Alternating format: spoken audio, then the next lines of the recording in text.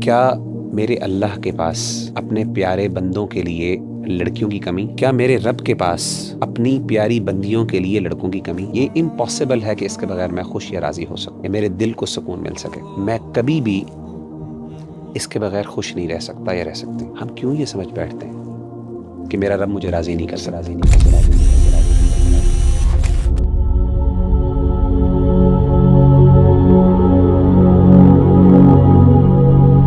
وغیرہ بھائی ہمارے نوجوانوں کو اکثر عشق ہو جاتا ہے، اور اس عشق کے اندر وہ اتنے مبتلا ہوتے ہیں کہ وہ سمجھ بیٹھتے ہیں کہ اب ان سے ہی، جن سے ان سے عشق ہو گیا ہے، ان سے ان کا نکاح ہوگا، اور کافی جد و جہد کے بعد بھی اگر ان کو عشق نہیں مل رہا، وہ پیار نہیں مل رہا، جس میں وہ ایٹ دی اینڈ نکاح نہیں ہو رہا اس کا، اور نکاح نہیں ہوتا اکثر، تو جب اس کے بعد ایک درد اور تکلیف انسان گزرتا ہے، بڑی مشکلات بھی اس میں آتی ہیں، اور انسان کی زندگی کا تصور بھی چینج ہو جاتا ہے۔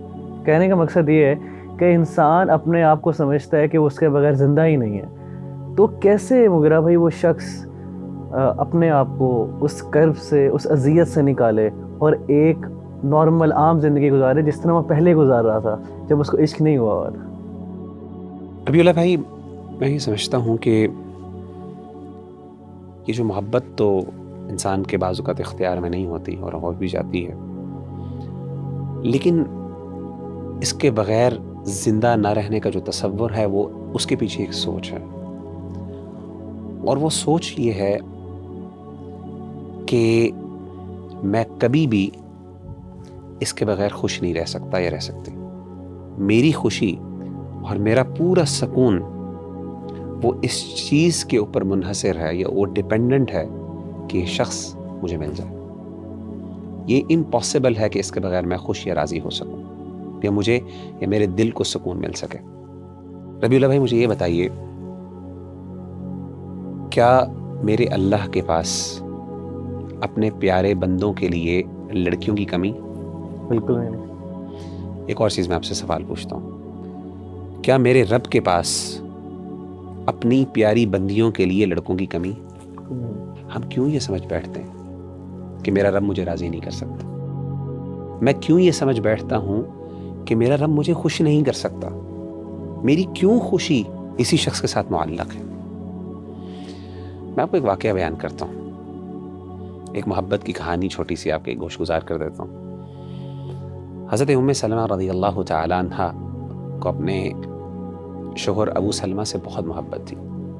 ابو سلمہ کو احد کے دن چوٹ لگی، زخم لگا، اور اس کے بعد وہ اللہ تعالیٰ کو پیارے ہو گئے کچھ دیر بیماری کے بعد۔ تو اللہ کے رسول صلی اللہ علیہ وسلم ان کی عیادت کرنے آیا کرتے تھے، اور جب اللہ کے رسول صلی اللہ علیہ وسلم کو یہ پتہ چلا کہ ابو سلمہ دنیا سے رخصت ہو گئے ہیں، تو آپ نے حضرت ام سلمہ کو ایک دعا سکھائی اور کہا، آپ یہ کہیں انا للہ و انا الیہ راجعون، کہ ہم سب اللہ کے ہیں اور اسی کی طرف ہم نے لوٹ کے جانا ہے، اور ساتھ یہ بھی کہ اللہم اجرنی فی مصیبتی واخلف لی خیرا منہا، کہ اللہ جو مجھ پہ تکلیف آئی ہے تیری طرف سے، اس تکلیف کو رائگاں نہ جانے دینا۔ کیا مطلب ہے؟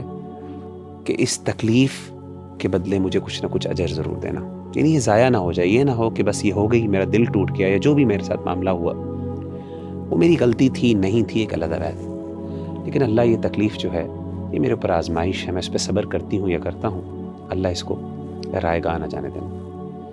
واخلف لی خیرا منہ، اور اللہ مجھے اس سے بہتر عطا کر۔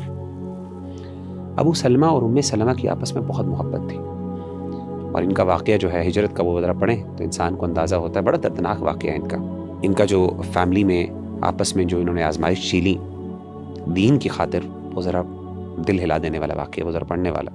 تو حضرت ام سلمہ کہتی ہیں کہ میں یہ سوچا کرتی تھی، یہ دعا تو میں نے پڑھ لی کہ اللہ مجھے اس سے بہتر عطا کرے، کہتی مجھے یہ سمجھ نہیں آتی تھی، یعنی میرے دل میں جو ابو سلمہ کے لیے محبت تھی وہ کون شخص لے سکتا ہے؟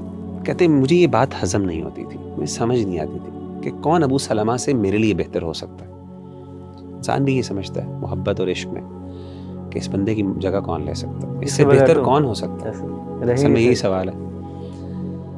تو کہتے لیکن میں پھر بھی اس پر اعتماد کرتے ہوئے، توکل کرتے ہوئے دعا پڑھ لیتی، اللہ مجھے بہتر عطا کر۔ میرے نبی نے کہا کہ مجھے بہتر مل سکتا، میرا رب کہتا ہے کہ تجھے بہتر مل سکتا۔